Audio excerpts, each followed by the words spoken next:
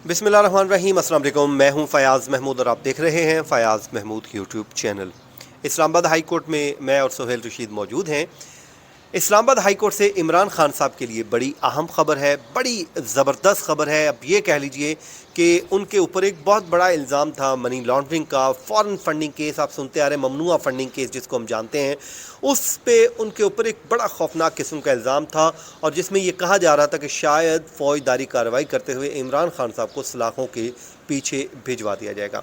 लेकिन Islamabad high court के फ़ैसले ने इस पूरे मामले को रुख ही तब्दील कर दिया है। बल्कि आप ये कह लीजिए कि इमरान खान साहब के ख़िलाफ़ ये केस अब बज़ाहिर ख़त्म होता हुआ दिखाई दे रहा है। ठीक है, ये जो अदालत का फ़ैसला आया है वो बेल केस में आया है। इस पे ट्रायल कोर्ट ने इस फैसले के ऊपर नहीं जाएगी, बल्कि वो मेरिट को डिस्कस करने के बाद फ़ैसला देगी। लेकिन कहीं ना कहीं इस फैसले का इम्पैक्ट ज़रूर पड़ेगा। वो क्या है, उस पर वो नुकात कौन से हैं जिस पे जो कोर्ट रिपोर्टर्स की राय ये है कि आज के इस फैसले ने इमरान खान साहब के लिए एक रिलीफ, बड़े रिलीफ की एक और राह जो है वो हमवार कर दी है। सुहेल साहब, आपका बहुत बहुत शुक्रिया। ये क्या था ममनुआ फंडिंग केस? पहले तो ये बताएं कि इस्लामाबाद हाई कोर्ट में ये मामला कैसे आया, क्यों आया, उसके बाद हम इसके अगले जो फैसला लिखा गया है वो कितना इंपॉर्टेंट है और जजेस कौन है वो भी बताएंगे। फयाज साहब, ये आज के दिन की सबसे बड़ी खबर है। ये महज रिलीफ नहीं है, ये सबसे बड़ी खबर है आज के दिन की कहें या इस हफ्ते की कह लें। मुझे इससे बड़ी खबर नज़र नहीं आई। गो कि ये शायद उस तरह से जगह बना पाती है मेन स्ट्रीम में या नहीं। लेकिन ये पिछले काफ़ी अरसे से जो एक केस चल रहा था जिसे कहा जाता था फॉरेन फंडिंग या ममनुआ फंडिंग, और उस पे शुरू से अगरचे हम यहाँ पे आपको याद होगा डिस्कस करते थे कि इसमें ठीक है इलेक्शन एक्ट के तहत, शायद पार्टीज़ एक्ट के तहत कोई होगी इसमें पाबंदी, लेकिन इसमें क्रिमिनल ऑफेंस नहीं बनता। पता नहीं क्यों इस पर इतनी जल्दी की जा रही है क्रिमिनल कार्रवाई की। तो अब उसका जी हाई कोर्ट से बाकायदा ठप्पा लग गया है। हाई कोर्ट में वो मामला आया, मामला लेकर आई थी FIA कि इमरान खान को जो बैंकिंग कोर्ट ने ज़मानत दी है वो खारिज की जाए और उनको गिरफ़्तार करना है हमने। तो उस पर 2 रुकनी बेंच ने फिर एक तफसीली फ़ैसला लिखा है और वो फ़ैसला सिर्फ उनकी दरख्वास्त खारिज करने का नहीं है, वो फ़ैसला मुकम्मल फ़ैसला है इस पूरे केस के ऊपर। फॉरेन फंडिंग या प्रोहिबिटेड फंडिंग में जो FIA ने कार्रवाई शुरू की थी उस पे FIR को आज पूरी तरह से उड़ा के रख दिया है कोर्ट ने, और उसमें जो जो इल्ज़ामात लगाए गए थे उनका बारी बारी जायज़ा लिया है मुकम्मल। और अदालत ने जो सबसे बड़ी चीज़ डिक्लेयर की है, सबसे बड़ी चीज़, आरिफ नकवी जो इस केस में वुटन क्रिकेट जिसका बहुत ज़्यादा नाम लिया जाता था, अबराज ग्रुप जिसका बहुत बड़ा नाम लिया जाता था कि जी उन्होंने चूँकि फ़ंड भेजा हुआ है तो इसलिए ये बहुत बड़ा जुर्म है। इस्लामाबाद हाई कोर्ट ने आज ये डिक्लेयर किया कि एक भी सबूत मौजूद नहीं है, एक भी सबूत ऐसा हाईलाइट नहीं किया गया जो दिखाए कि आरिफ नकवी ने जो रकम भेजी है वो गैर कानूनी थी। ये वाज़े तौर पर उसमें लिखा गया है, ऑब्जर्वेशन नहीं है, डिक्लेरेशन है। अच्छा, ठीक है, उन्होंने कहा कि ऐसा कोई एक सबूत भी नहीं है कि जो दिखाए कि आरिफ नकवी की भेजी ये रकम गैर कानूनी थी। उसको आगे चल के उन्होंने मज़ीद एक्सप्लेन किया है। उन्होंने कहा जी कि अगर FIR, उन्होंने कहा जी कि अब इसमें अगर समझ लेंगे वो रकम अगर गैर कानूनी है भी, जुर्म है, तो उसमें इमरान खान का ताल्लुक फिर भी नहीं बनता। ठीक है। इमरान खान का ताल्लुक इसलिए नहीं बनता कि उन्होंने कहा जी कि अगर ये रकम गैर कानूनी थी तो सबसे पहले जिस बैंक में आई है उस बैंक हुकाम ने उसको रिपोर्ट करना था। उस बैंक हुकाम ने उसे गैर कानूनी नहीं समझा, उस बैंक ने उसे कहीं रिपोर्ट करने की ज़रूरत महसूस नहीं की। फिर उसके ऊपर एक चेक होता है स्टेट बैंक का। स्टेट बैंक देखता है, आपको पता है, अब हमारे अकाउंट में अगर कोई पैसे थोड़े से भी ज़्यादा आएँ तो हमें बाकायदा एक कॉल आ सकती है कि जी ये आपने भेजे हैं, आपने लिए हैं क्या। तो इतनी रकम अगर आई, अगर स्टेट बैंक को लगता था कि जी ये गैर कानूनी है तो स्टेट बैंक ने एक्शन लेना था, उसका पूरी जुरिस्डिक्शन थी, इख्तियार था। स्टेट बैंक ने कोई एक्शन नहीं लिया, उसको गैर कानूनी नहीं डिक्लेयर किया। और ये अलग से लिखा है कोर्ट ने कि सरप्राइज़ है ये हमारे लिए कि स्टेट बैंक ने इस पूरे केस को गैर कानूनी डिक्लेयर किया ही नहीं हुआ। इन रकूम को इतनी रकूम आई और स्टेट बैंक ने पूछा ही नहीं और कोई उन्होंने डिक्लेरेशन भी नहीं दिया कि इलीगल है या नहीं इतनी है। रकूम आई तो उन्होंने पूछा ही नहीं। वो इसलिए है कि उसमें कोई गैर कानूनी चीज़ थी ही नहीं। गैर कानूनी चीज़ होती है तो तब ना, आपका एक डिक्लेयर अकाउंट है, उसमें एक जगह से पैसे आ रहे हैं, डिक्लेयर छुपा के तो नहीं आ रहे ना, तो लीगल रास्ते से आ रहे हैं। लीगल रास्ते से आ रहे हैं। पाकिस्तान में रेमिटेंसेस जिस तरह डेली आते हैं उस तरह से आ रहे हैं, तो स्टेट बैंक ने उसको क्यों गैर कानूनी डिक्लेयर करना था। एक डिक्लेयर अकाउंट जो पाकिस्तानी बैंक्स के पास पाकिस्तानी कवानीन के तहत खुला हुआ है PTI का, उसके अंदर कोई फंड्स आ रहे हैं तो उसको उन्होंने गैर कानूनी डिक्लेयर ही नहीं किया। तो इस्लामाबाद हाई कोर्ट ने यह कहा कि FIA फिर किस तरह से इस केस को लेके क्रिमिनल कार्रवाई में चली गई। क्रिमिनल ऑफेंसेस में तो पूरा कहीं पे कॉन्स्टिट्यूट ही नहीं होता। ठीक ये है। इस्लामाबाद हाई कोर्ट ने डिक्लेयर किया कि कोई भी इसमें जुर्म की चीज़ हमें नज़र नहीं आई। दूसरा उन्होंने इसमें एक बेसिक इल्ज़ाम ये था इमरान खान से मुतालिक। दूसरा उन्होंने कहा जी कि इमरान खान ने तो उस पूरे बैंक जितने भी डॉक्यूमेंट्स हैं किसी चीज़ को, किसी इंस्ट्रूमेंट को साइन किया ही नहीं है। इमरान खान का कहीं पे कोई साइन ही नहीं है। ठीक है। लिहाजा इमरान खान या उनके जो शरीक मुलज़म बनाए गए हैं तारिक शफ़ी, उनका तो कोई किरदार बनता ही नहीं, कोई ताल्लुक ही नहीं बनता। सही है। इस इल्ज़ाम को भी उड़ा दिया।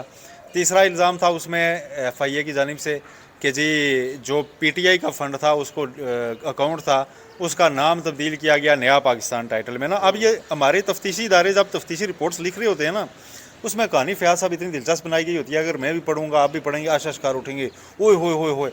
जब कोई अदालत पूछती है ना यार कि इसमें जुर्म किया था, तो उस वक्त ना हमारे पास जवाब होता है ना उनके पास जवाब होता है। वही ना, जब ये कोई भी मामला आता है, खबरें जब चलती है, माहौल ही ऐसा बना होता है, क्योंकि वो तफ्तीशी रिपोर्ट हम रिपोर्ट कर रहे होते हैं, उसमें पूरी एक कहानी बयान की होती थी कि पैसे यहाँ से ऐसे आ गए। तो इस्लामाबाद हाई कोर्ट ने कहा जी कि हमने तफ्तीशी अफसर से पूछा जी कि अच्छा PTI के अकाउंट का नाम बदल के उन्होंने नया पाकिस्तान अकाउंट रख दिया, उसमें जुर्म किया हुआ है? कोई जवाब नहीं था। ठीक है, बार बार ये जिक्र किया गया फैसले में कि तफ्तीशी अफसर से हमने एक एक चीज़ पूछी है। और अब तो ये फैसला पढ़ने के बाद मुझे लगता है कि FIA ने बड़ी मेहरबानी किया इमरान खान साहब पर कि इस मामले को इतना प्री मैच्योर एक कॉन्स्टिट्यूशनल कोर्ट में ला के FIA लाई थी ये दरख्वास्त कि इमरान खान की ज़मानत खारिज की जाए, वरना तो हाई कोर्ट के सामने अभी ये मैटर था ही नहीं। अब चूँकि हाई कोर्ट में आए हैं तो FIA ने आर्गूमेंट्स किए हैं मेरिट्स के ऊपर, तो उनका जवाब फिर इस्लामाबाद हाई कोर्ट ने दे दिया, और वो जवाब जो दिया है उसके बाद केस तो बचा नहीं है। आपने शुरू में कहा था मनी लॉन्ड्रिंग का अभी तक इस पर चार्जेस नहीं लगाया FIA ने। इसमें अभी तक सिर्फ था जी कि ये वुटन क्रिकेट की भेजी गई है रकम, वो वहाँ पे उन्होंने जुर्म किया था, आरिफ नकवी साहब ने जुर्म से ली हुई रकम थी जो उन्होंने पाकिस्तान मुंतकिल की, या वहाँ पे इन्होंने चैरिटी के नाम पे फ़ंड्स लिए हैं और उसको पाकिस्तान भेज दिया। अब जब डेट्स देखी जाती हैं तो उसमें पता चलता है जी कि जो पाकिस्तान में फ़ंड्स भेजे गए हैं वो पहले के हैं, 2013 के या इसके अराउंड के हैं, और वहाँ पे वो अगर कोई मुजरम डिक्लेयर होते हैं या किसी केस में तो वो 2016 के हैं, और वो एक डोनर हैं। वो डोनर जो पाकिस्तान में रकम अगर किसी को डोनेट कर रहा है या किसी भी प्रोजेक्ट में, आप भी कोई खैराती काम अगर शुरू करते हैं, बंदा डोनेशन देता है, तो आप उससे कभी भी ज़राए आमदन नहीं पूछते। वो 4 साल बाद मुजरम डिक्लेयर हो जाए किसी केस में तो आपका कसूर नहीं बनता, उनका बनेगा। तो उनको तो शामिल तफ्तीश नहीं किया गया, ना उनसे मुतल्लिक कोई किया गया। हाँ, फिर कोर्ट ने यह भी कहा कि स्टेट बैंक हुकाम से तो तफ्तीशी ने पूछा ही नहीं कि अगर भाई जुर्म हुआ है, अगर तफ्तीशी समझता है, FIA समझती है कि ये जुर्म था, तो सबसे पहले स्टेट बैंक से पूछना चाहिए। उससे पहले उन बैंक काम को पूछना चाहिए जिनके पास ये रकूम आई थी कि भाई ये तो हमारे नज़र में जुर्म है, आपने क्यों नहीं पूछा। लेकिन चूंकि ये सेटिस्फाई हैं कि वहाँ पे जुर्म नहीं हुआ, इसलिए उनसे तो नहीं पूछा।